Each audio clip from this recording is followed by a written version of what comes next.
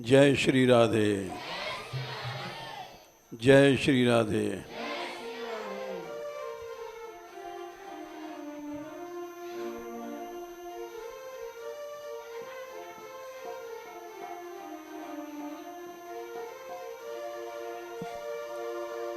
कीर्तन बोलो 2 मिनट पहले। जय गोपाल जय गोपाल, जय राधा बर दीन दयाल।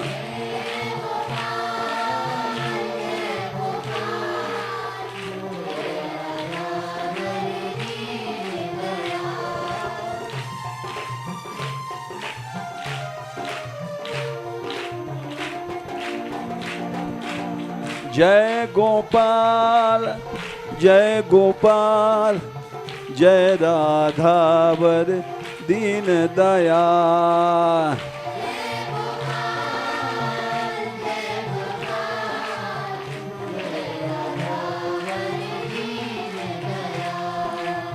जय राधावर जय राधावर,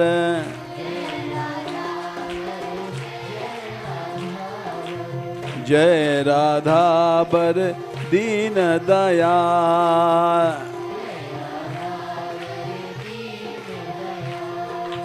दीन दयाल प्यारो दीन दयाल।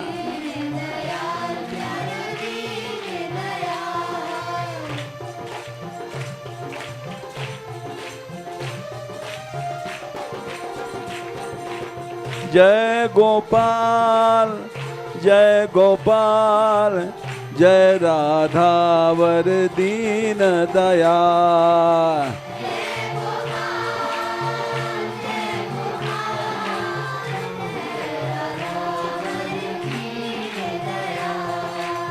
जय राधावर दीन दयाल।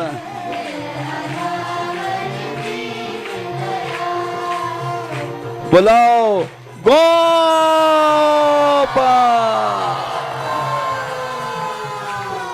श्री जी को बुलाओ, श्री राधे।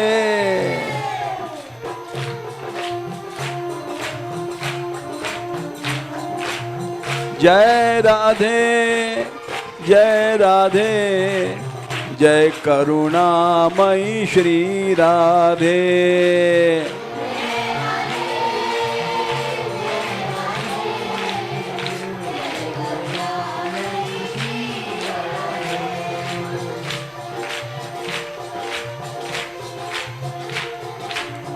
जय राधे जय राधे, जय करुणामयी श्री राधे।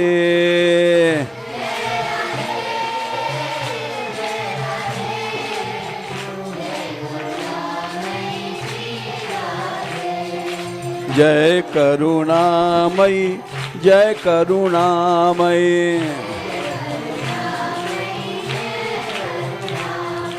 जय करुणामयी श्री राधे।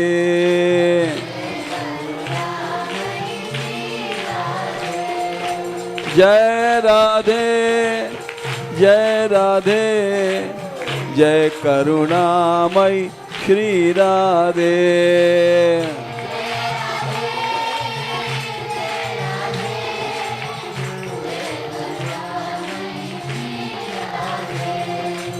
जय करुणामयी श्री राधे।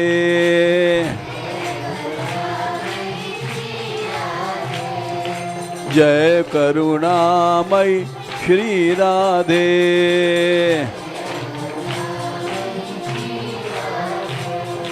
जय करुणामयी श्री राधे।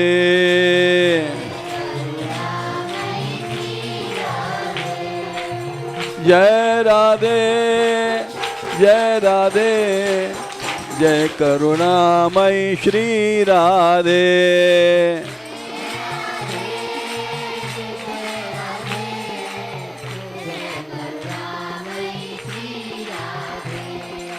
जय राधे जय राधे, जय करुणामयी श्री राधे।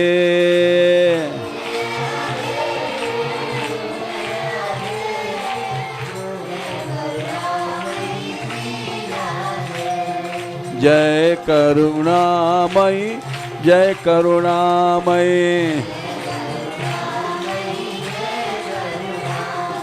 जय करुणामयी श्री राधे।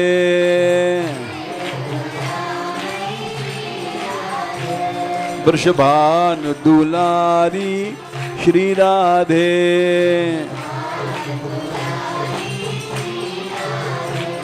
बरसाने वारी श्री राधे।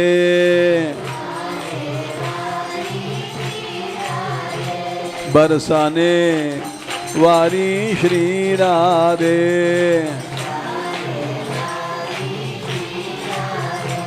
गहवर बन वारी श्री राधे।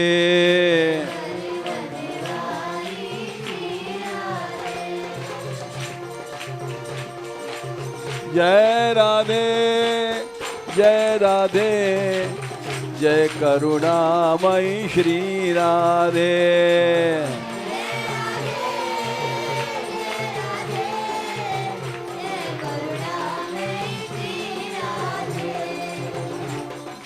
श्री राधे, श्री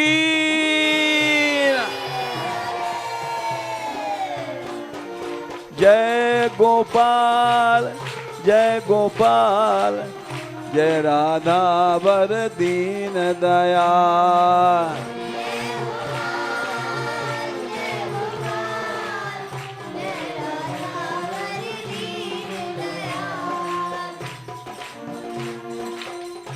बैठ जाओ।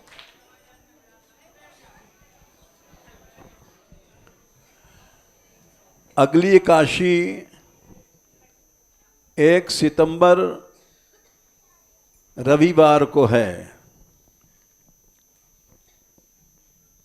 देखो, सभी ब्रजवासियों से ये प्रार्थना है, 200 से ज़्यादा लड़के हैं, ये तुम्हारे सामने बैठे हैं। इन सब को एक ये शुभा जी हैं, ये भक्ति सिखाती हैं, पढ़ाती हैं। ऐसा आज तक कोई यहाँ मान मंदिर में नहीं आया जिसने इतना परिश्रम किया और सैकड़ों लड़कों में भक्ति फैला दिया।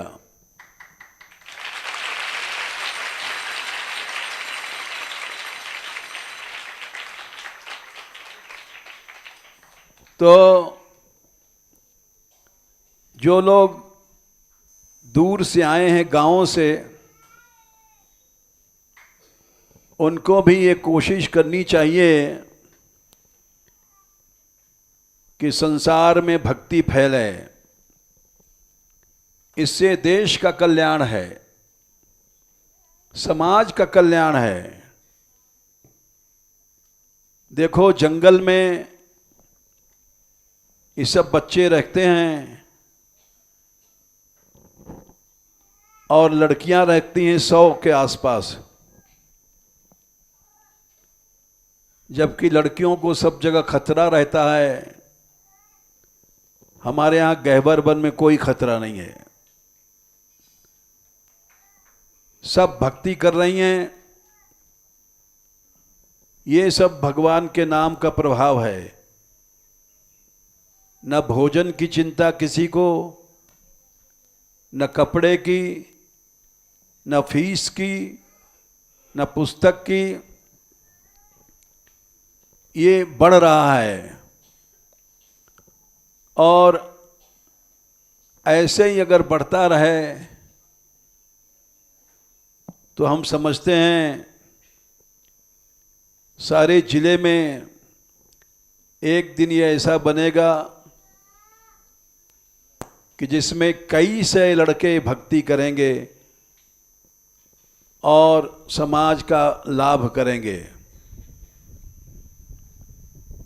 जो लोग यहाँ गोपी हैं, ग्वाल हैं, सुन रहे हैं, वो अपने अपने घरों में कीर्तन शुरू कर दो, चाहे 5 मिनट करो, घर के लोगों को बैठाल करके। तुम्हारा घर मंदिर बन जाएगा। जैसे ये डाकुओं का अड्डा था, हम जब आए तो यहाँ 14 आदमी आए बंदूक लेकर के, बंटवारा होता था। अब सब बाधाएं चली गईं, अब ये मंदिर बन गया। यही नहीं, हजारों गांव में भक्ति फैली। यहाँ जो लड़कियां रहती हैं उनको गांव वाले बुलाते हैं तो जाती हैं और वहाँ भाषण करती हैं। तुम्हारे भी लोगों के किसी गांव में गई होंगी, जरूर गई होंगी, और समाज में भक्ति फैला रही हैं। इसलिए तुम लोग भी कोशिश करो, संसार का कल्याण होगा, देश का कल्याण होगा, मनुष्यों का कल्याण तो है ही है। सबसे प्रार्थना है, जिस घर में कीर्तन न होता हो, जा कर के आज से शुरू कर दो, चाहे 5 मिनट करो। 5 मिनट ही करना शुरू कर देना। और कोई नहीं घर का बैठे, मान लो घर में कोई विरोध कर रहा है, पति है, पुत्र है, तो अकेले बैठना और 5 मिनट कीर्तन जरूर करना। बोलो ठीक बात है?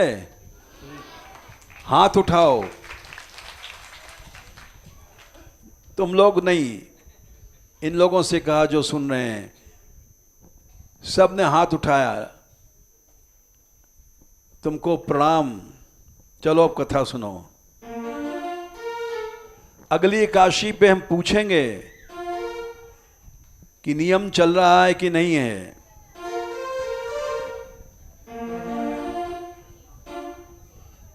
आज हम कथा सुना रहे हैं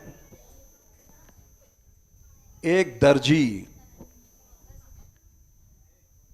पुरानी बात नहीं है, 400 साल पहले दिल्ली में एक दर्जी हुए हैं। उनका नाम था परमेष्ठी दर्जी। ये गृहस्थ थे, स्त्री थी, एक पुत्र था और 2 कन्याएं, यानी 3 संतानें और 2 ये 5 आदमी का परिवार था। पांचों नियम से कीर्तन करते थे और सिलाई करके गुजर करते थे। कीर्तन पांचों बैठ के करते थे। परमेष्ठी दर्जी, उसकी स्त्री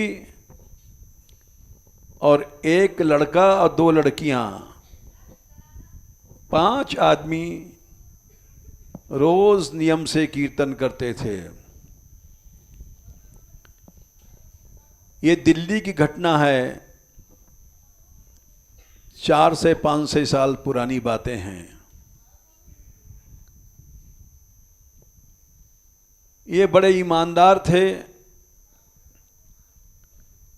अच्छे दर्जी थे। दर्जी लोग कपड़ा चुरा लेते हैं या गड़बड़ सड़बड़ करते हैं, ये ईमानदारी से सेवा करते थे। और जब आदमी सच्चाई के साथ चलता है तो अवश्य जीतता है। जैसे हमारे यहाँ गौशाला 6वां साल है, 5 साल पहले शुरू हुई थी और हमने कहा सच्चे मन से सेवा करो, गौ माता को मां समझ करके। ऐसा नहीं होना चाहिए जैसे और गौशालाएं में गैया का पैसा लोग खा जाते हैं, इधर उधर लगा देते हैं। ये बढ़ती गई और आज ब्रज की नहीं,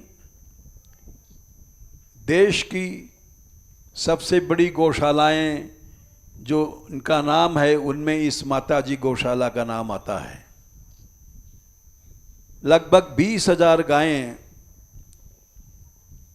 यहाँ किसी से मांगा नहीं जाता, किसी से कुछ लिया नहीं जाता, केवल सच्चाई से सेवा की जाती है। ये बढ़ती जा रही है। ऐसे ही देखो ये बच्चे बढ़ते जा रहे हैं। पहले तो 20-30 थे, अब सच्चाई के साथ ये लोग भक्ति कर रहे हैं। 2:30 बजे रात उठ जाते हैं और स्नान करके धीरे धीरे और श्री जी के मंदिर में सब जाते हैं। दर्शन करके, फेरी करके, परिक्रमा करके आते हैं और उसके बाद इनकी देख रेख में पढ़ते हैं। ये तुम्हारे सामने बैठे हुए हैं, स्कूल छोड़ के आए हैं, क्योंकि जो इनके पतिदेव हैं वो भी पढ़ाते हैं, दोनों स्त्री पुरुष, और कुछ तनख्वाह नहीं लेते यहाँ से। हर मास्टर तनख्वाह लेता है। इस सेवा के भाव से ब्रज में इसी पुण्य से ये बढ़ती जा रही है संख्या। और हम समझते हैं कि बहुत जल्दी एक अच्छा नया स्कूल बनेगा। ये सब इनके सेवा और पुण्य का फल है। तो जब मनुष्य सच्चाई से सेवा करता है, परमेष्ठी दर्जी इनका नाम हो गया। उस समय दिल्ली में बहुत अच्छे दर्जी थे। उस समय जो बादशाह था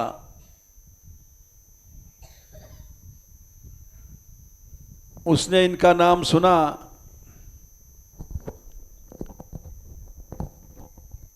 और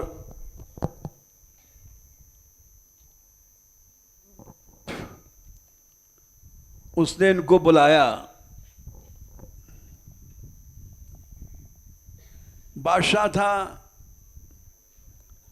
अपने सोने के लिए, शयन करने के लिए तकिया बनाने को दिया।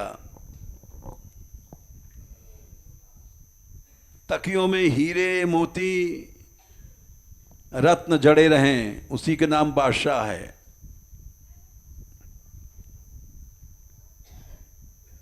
इन्होंने कहा ठीक है, हम बना देंगे।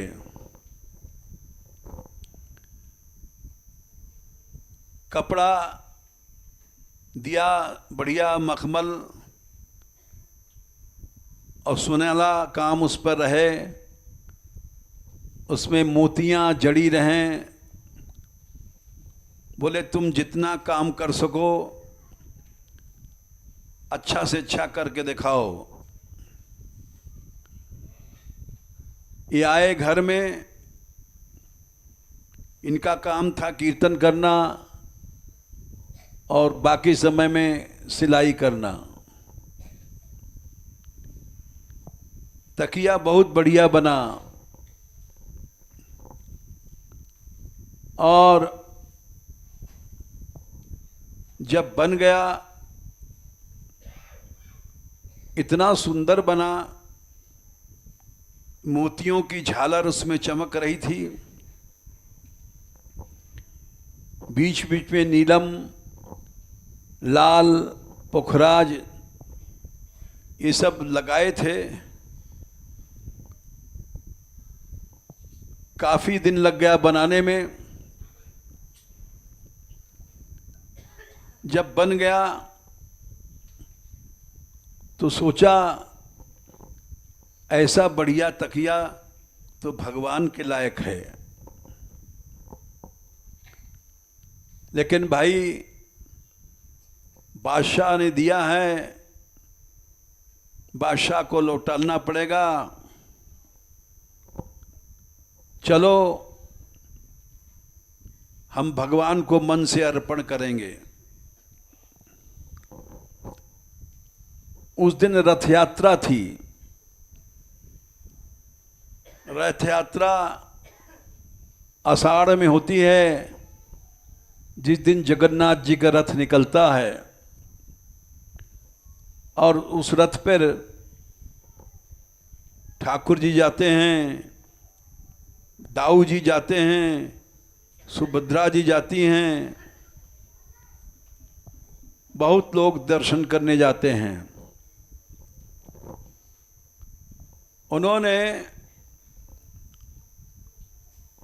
मन से रथ यात्रा के दिन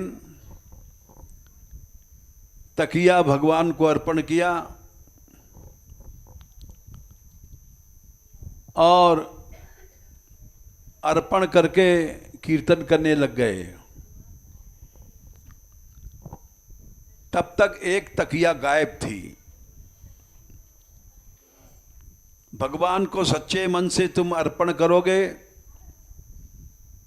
तो भगवान स्वीकार कर लेते हैं। ये ठाकुर जी की लीला थी। एक तकिया गायब हो गई और वहां जगन्नाथ जी में जब तक एक कपड़ा नीचे का फट गया था, लोग दौड़े, तब तक किसी ने एक तकिया रख दिया। वही तकिया थी जो गायब हुई थी। वो वहीं पर पहुंच गई। भगवान को अर्पण किया सच्चे मन से। इधर बादशाह के सिपाही लोग गए और बोले तकिया बन गया। इन्होंने कहा हाँ जी। बोले चलो बादशाह बुला रहे हैं, तकिया ले चल के दिखाओ।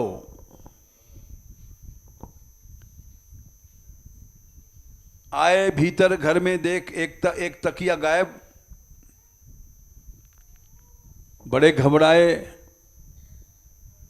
कि बादशाह फांसी दे देगा। उस जमाने में बादशाह कुछ भी कर सकता था। सिपाही लोग आए, बोले चलो। एक तकिया लेकर के गए।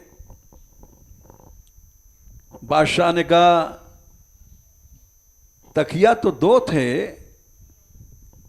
एक कहां है? ये डर के मारे कांपने लग गए। बोले हुजूर, मैंने भगवान को अर्पण किया था, उसके बाद मैंने देखा एक तकिया गायब है।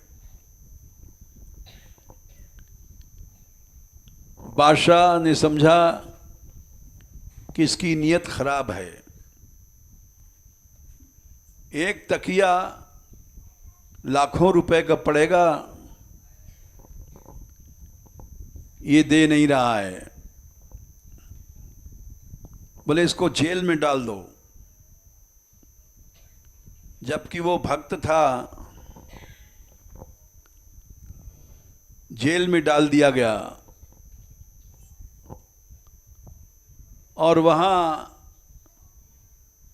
वो कीर्तन करते थे, वहां अकेले कीर्तन करने लग गए।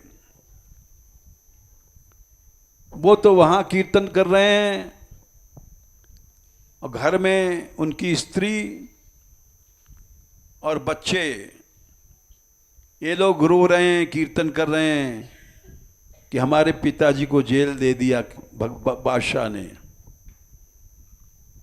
वो जेल में गा रहे हैं। इसको चलाओ।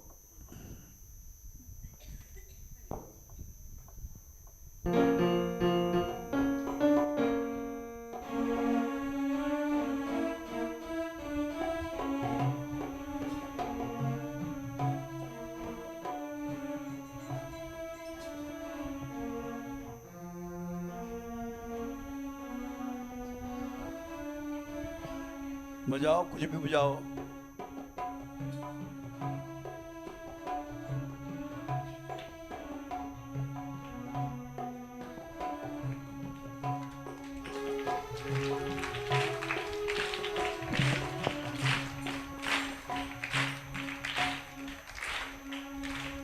ताली नहीं बजाओ, सुनो।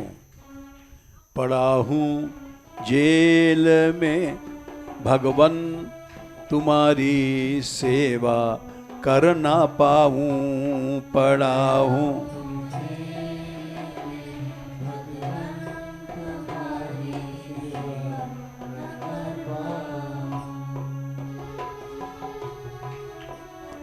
घर में रहते, भोग लगाते, सेवा करते। पड़ा हूं जेल में, सेवा तुम्हारी कर नहीं पाऊं। पड़ा सेवा तुम्हारी कर।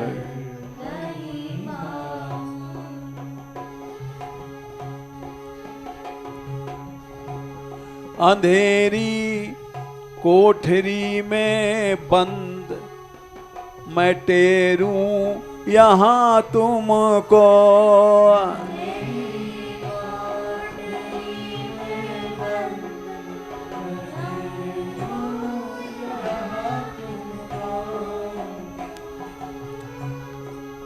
अंधेरे में मैं तुमको बुला रहा हूं।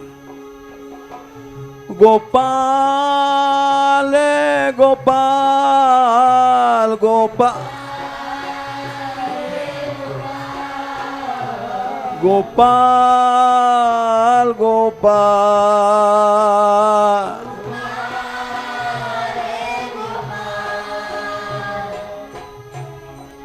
अंधेरी कोठरी में बंद टेरू मैं यहाँ तुमको।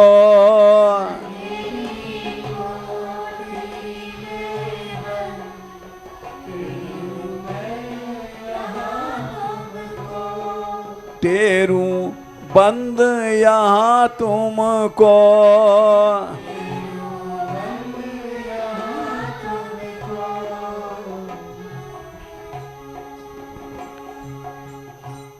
नहीं दिखे यहाँ कुछ भी, मैं चाहूं देखना तुमको नहीं।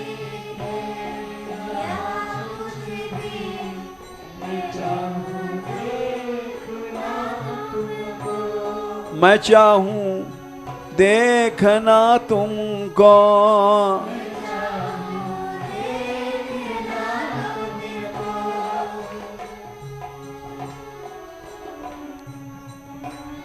कहूँ मैं किससे तुम बोलो, तुम्हें मैं किस तरह पाऊँ। कहूँ मैं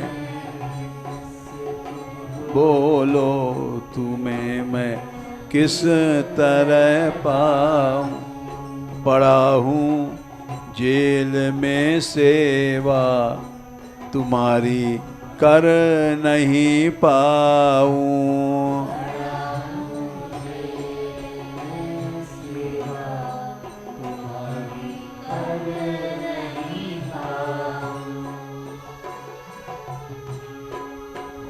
जेल में काम करना पड़ता है, न करो तो पिटाई होती है।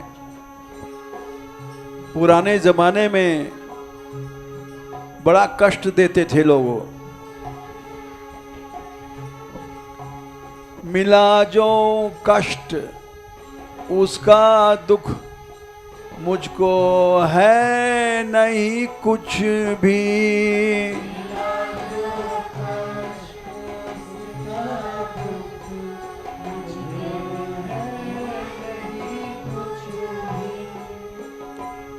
हमें जो कष्ट मिल रहा है, हे प्रभु,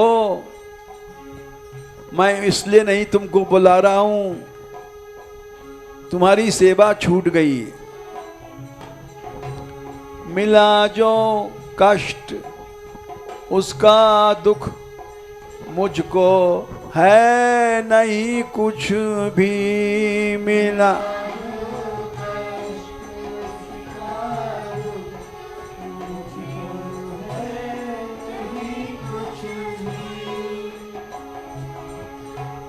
न चिंता भूख पानी की, न चिंता छूटने की भी।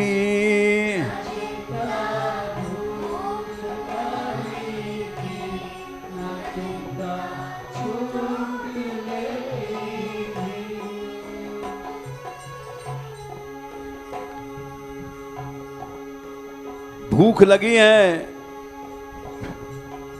प्यास लगी है, छूटने की चिंता नहीं है मेरे को। न जाने क्यों तड़पता मन, तेरी सेवा को मैं आऊं। न जा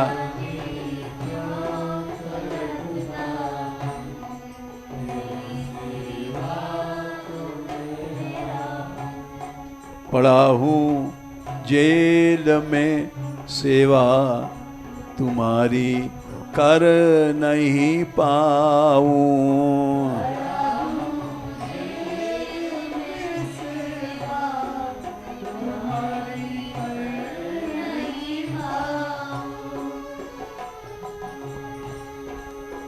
बादशाह ने कहा था तकिया नहीं आया तो तेरा सिर कटवा दूंगा।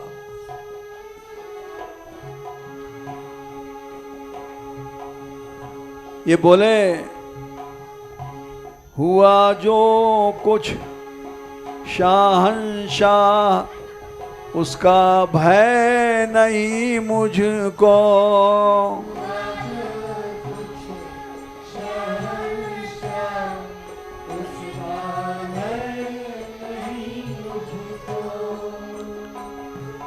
मरने का डर नहीं है हमको,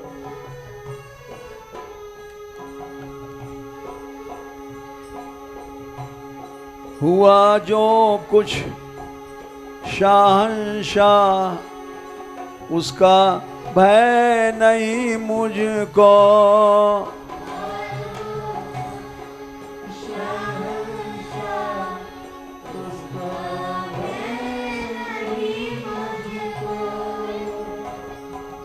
मर जाऊंगा इसका हमको डर नहीं है। जो आए मौत भी तो नाथ, घबराहट नहीं मुझको।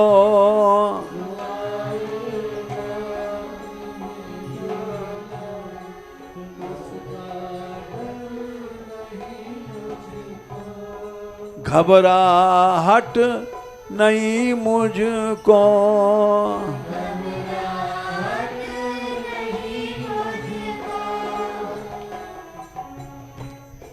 जीऊं चाहे मरूं मैं नाथ, सेवा ही सदा पाऊं। जीऊं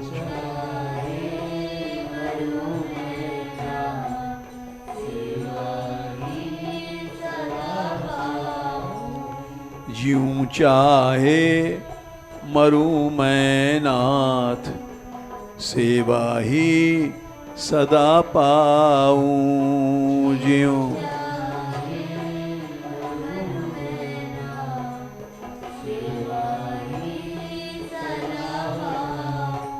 पड़ा हूँ जेल में सेवा, तुम्हारी कर नहीं पाऊं।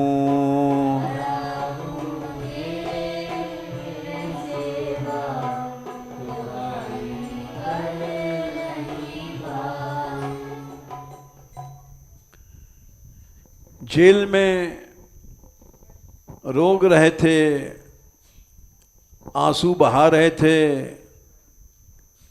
ठाकुर जी की सेवा यहाँ नहीं हो सकती है, ठाकुर जी नहीं हैं।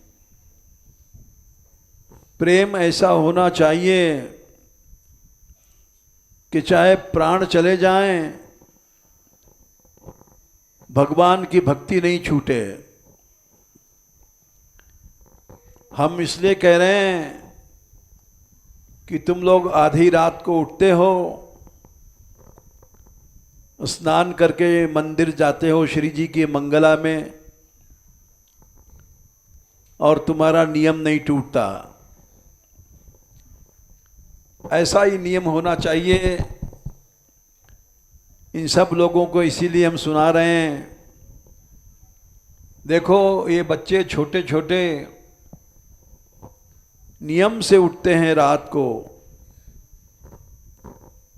और इनको यहाँ इंतज़ाम भी नहीं है, शौचालय भी नहीं है। ये बेचारे यहाँ पानी बरसा तो चू रहा था ये छत, इसी में समय काट लिया इन्होंने, और पानी बरसते में इन्होंने परिक्रमा नहीं छोड़ी, दर्शन नहीं छोड़ा।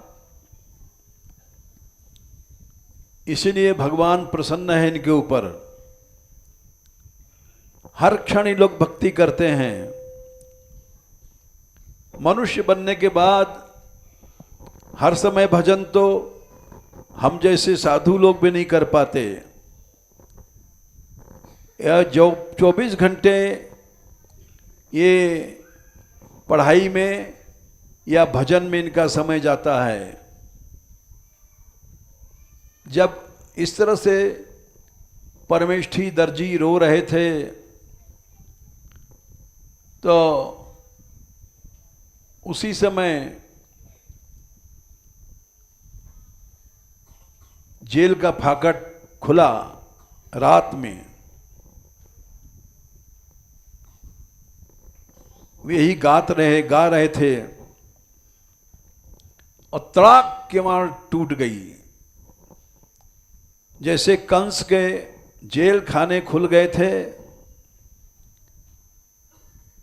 वैसे किवाड़ टूटी और परमेष्ठी जी उठे। सामने देखा भगवान खड़े हैं, गोपाल जी खड़े हैं। दर्शन किया और चरणों में गिर करके रोने लग गए। प्रभु मैं क्या करूं, मैं सेवा नहीं कर पाया आपकी। भगवान बोले, हम तेरी भक्ति से खुश हैं। तूने कष्ट को कष्ट नहीं माना, कष्ट में भक्ति नहीं छोड़ी। हम इसीलिए आए हैं तुझको दर्शन देने। जैसे हमने ध्रुव को दर्शन दिया था, 5 साल का लड़का डरा नहीं, जंगल में भक्ति करता रहा, हमको जाना पड़ा। वैसे ही जब मनुष्य दुख में दुखी नहीं होता है, सुख में सुखी नहीं होता है, दुख हो चाहे सुख हो, भगवान की भक्ति नहीं छोड़ता, तो भगवान प्रसन्न हो जाते हैं। भगवान ने गीता में कहा है, यो न हृष्यति न द्वेष्टि न शोचति न कांक्षति शुभाशुभ परित्यागी भक्तिमान यह समय प्रिय। जो सुख में सुखी नहीं होता, दुख में दुखी नहीं होता, तुम लोग बराबर जाते हो। और ऐसा नियम तो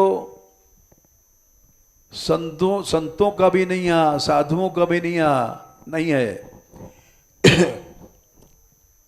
सब लोग बाजार से निकलते हो, सोते रहते हैं,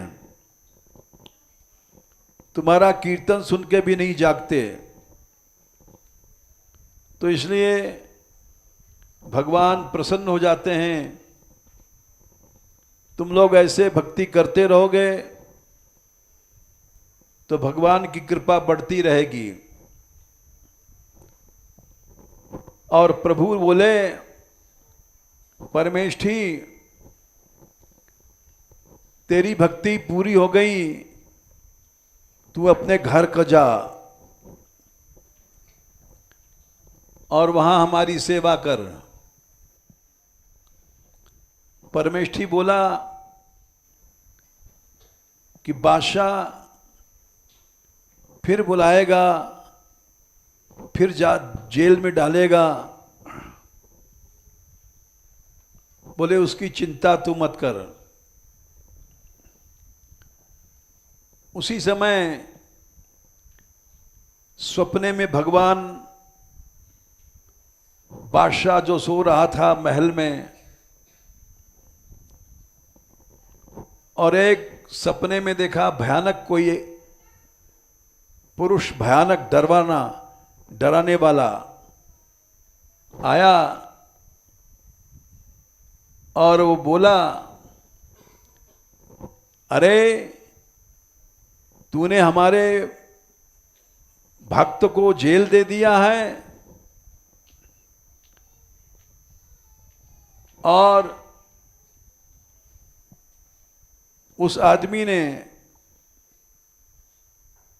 कई डंडे लगाए बादशाह के सोते हुए, और जा हमारे भक्त को कष्ट देता है। बादशाह थर थर कांपने लग गया।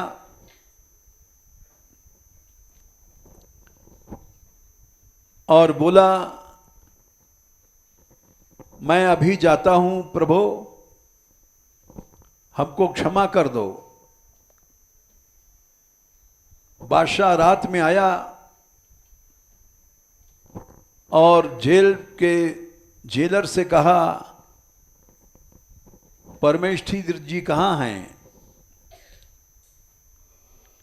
जेलर ने कहा,